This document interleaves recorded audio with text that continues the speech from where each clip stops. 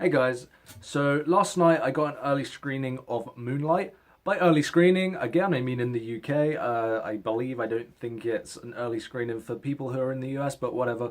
I got an early screening in the UK of Moonlight. And it was a film I was very much looking forward to. I'd heard very good things, it's a good coming of age story.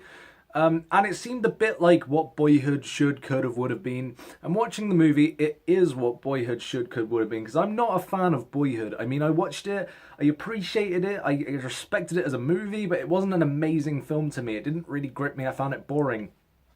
With Moonlight, I feel like all of the attention it got, to me, it really didn't hit all of those notes that it did for everyone else. And I probably will get, some comments saying, hey, you just didn't understand the movie or whatever. I did. I completely got it. But the thing is, I feel like I'm in the minority here where I'm not going to say I was disappointed because I didn't really know anything about it. I hadn't even watched the trailer. I didn't know the plot. So I'm not going to say disappointed, but all of the praise it's got, to me, it didn't hit all of those notes that I thought it would when I was walking in from what I'd heard. 98% on Rotten Tomatoes is very good, and I'm not saying it's a bad movie at all. It was a good movie. I appreciate it was a good movie, and there are some things to enjoy in the movie. But overall, being nominated for all these Oscars and everything, I feel like there are films that should have been nominated over it, like Silence, which got like almost zero nominations. So anyway, that's just my opinion. But let's talk about Moonlight and what I did like slash maybe didn't like. So let's go. So the plot, it follows basically three different plots of this one young boy. He starts off as a very young kid, and you see Mahershala Ali, is that how you say it? Cottonmouth from Luke Cage, and I was expecting him to be really, really good in this movie. He was fine, he gave a good performance, but he was barely in this movie. I mean, he got nominated for, I think, Best Supporting Actor, and he won a Golden Globe and all of that sort of stuff. I mean, to put him in the same category as Dev Patel in Lion, I mean, it seems a bit, odd, because Dev Patel was, I guess it makes sense that he was in supporting actor category because there was the young child who was in it more than him. But anyway, it doesn't make as much sense to put him in the same category when Cottonmouth from Luke Cage, I don't want to say his name again because I'll mess it up, was only in it for about, maybe 15 minutes in the beginning of the film. I mean, it's not a major complaint. He did fine in the movie, as I said, but it follows him and he's sort of trying to raise this kid. He wants to, because the kid, his mother is on drugs and everything. See, that's the thing. It said that it overcomes all the cliches of typical coming of age stories, but I don't feel like it did, because you've always got an alcoholic or a drug addicted parent. This movie had that. And he's living in poverty and everything. So it's like, there is one thing in the movie, in this second act, so it follows him throughout his life. He gets older, and you see him by the end as a man. He's older, a lot older, and he's coming to terms with this thing that's close to him. And it's like, I don't know if people know what that is, so I don't know if I should say it here. But that's the only thing that really sets this apart from other coming of age stories. And it was great seeing him, discover things about himself. You see him go through all these different stages, and he starts off and he's questioning what does it mean to be this way, and then he finds out gradually as the film goes on.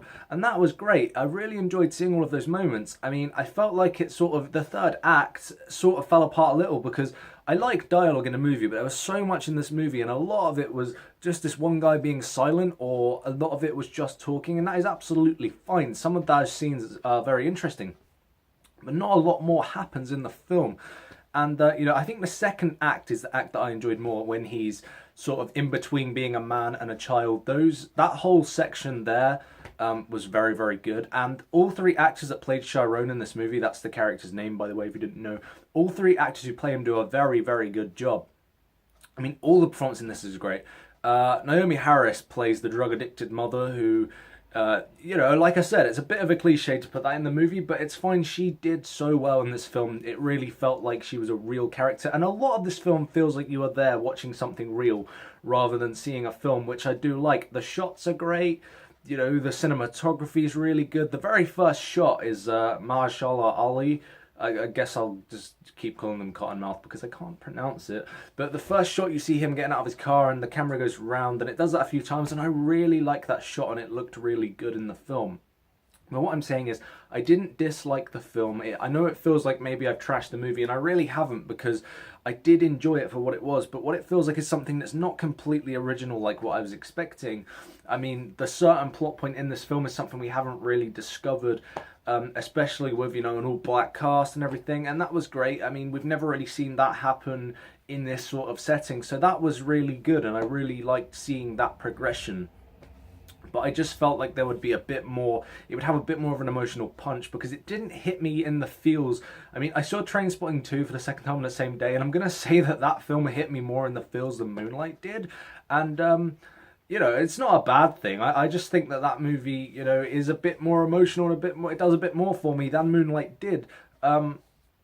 But, you know, not everyone can absolutely adore this movie, and I can't personally say that I adored this movie and I will see it again. I don't even know if I will watch it again. I just definitely won't buy it on Blu-ray. And that's not because it's a bad movie, that's just because of the fact that if it were in my collection, I probably just wouldn't pick it up and watch it. So overall, Moonlight is an interesting look at this young black male's life, but overall, it wasn't as great as I expected. And, you know, I guess it does deserve to be nominated for some of those categories that it was nominated for, but, you know, I'm not going to say overrated, because overrated doesn't really exist to me. It's your own personal opinion. If you love this movie, that's great. But, you know, there's just, I was expecting a little more, and I guess that's why I didn't love it as much as some people. So let me know what you think of Moonlight, and, you know, make sure to comment below. You know, if my opinion's wrong to you, tell me why, because, you know, I'm interested to know what people love about this movie, what people don't love about this movie. So thank you guys for watching, and I'll see you very soon.